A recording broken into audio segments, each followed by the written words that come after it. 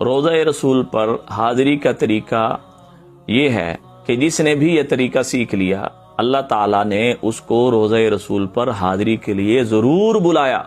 کیونکہ اللہ تعالیٰ کو وہ لوگ بہت محبوب ہوتے ہیں جو ان الفاظ کے ساتھ روضہ رسول پر سلام پیش کرتے ہیں، اور اللہ تعالیٰ ان کے جتنے بھی مالی مسائل ہیں وہ بھی حل فرما دیتے ہیں۔ جب آپ روضہ رسول پر حاضر ہو جائیں تو ان الفاظ کے ساتھ اپنا درود حضور صلی اللہ علیہ وسلم کی خدمت میں پیش کریں۔